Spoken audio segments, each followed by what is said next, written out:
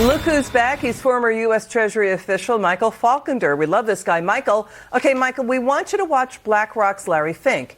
He's helping the White House lead the charge to go after the retirement savings of 152 million Americans to spend it on climate change. Watch this. The transition that we are going to be undergoing related to sustainability is a huge economic opportunity. We're going to be creating new technologies, new industries, as other industries are going to become less important. But let's be clear, let's focus on society's acceptance to create new jobs, to create new technologies, to move forward. We're going to need $50 trillion of investing to get to a net zero world. And so it's not a small price tag, but the opportunity is going to be large. What for the love of God did he just say, Michael? Did you catch that? He said they, quote, need 50 trillion with the T to go net zero, full on green. That's why he wants everybody to retire. I mean, that's 2/3 of the GDP of the entire planet. That's right, Liz. I mean, what he's talking about is having government tell private companies that they can no longer provide low-cost, reliable sources of energy to the American people, and that they have to change to these new sources of energy, and that in the process, we're going to fundamentally transform our nation's economy, right? So you and I are capitalists. We are not afraid of new technologies displacing old ones. But usually that comes about because consumers have chosen this new technology that it improves their lives. Instead, what we have going on here is Larry Fink conspiring with the federal government. Remember, many of the people that work in the Biden administration used to work for BlackRock. They are deciding what technologies we can use, and we have to forego the things that have made us prosperous, i.e. access to low-cost energy. This is the dirty secret of their green energy. This is what John Kerry, Larry Fink, Biden, Al Gore will not talk about.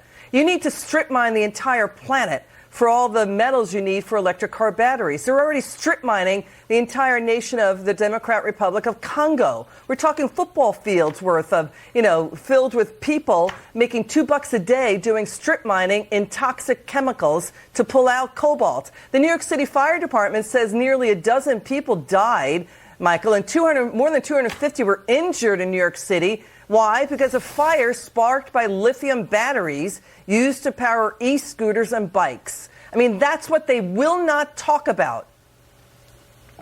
Well, that's the problem that we've got, right, is that if we are going to move to these technologies, first we need to make sure that they are safe to use. But second, why is it that we're relying upon foreign countries for these new sources of minerals that are going to go into these things? Why do we think that strip mining in Congo is going to be more environmentally friendly than identifying those minerals here in the United States and mining them here?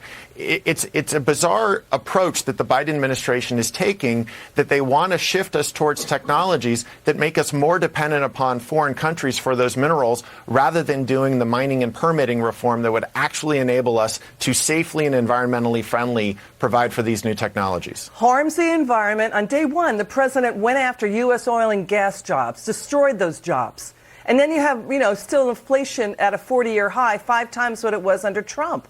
I mean, this is so upside down what this White House is doing. But, Michael, to your point, they're really gaslighting, no pun intended, maybe I did mean it, America, the dangers of what they want with climate change. And they have the nerve to say they want all of our retirement savings for this unproven technology after Obama's Solyndra and green energy bankruptcies under his watch. Final word.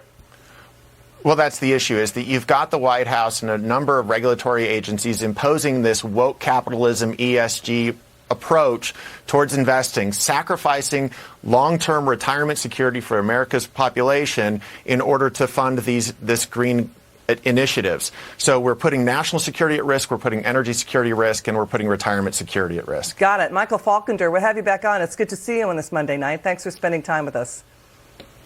Thank you, Liz.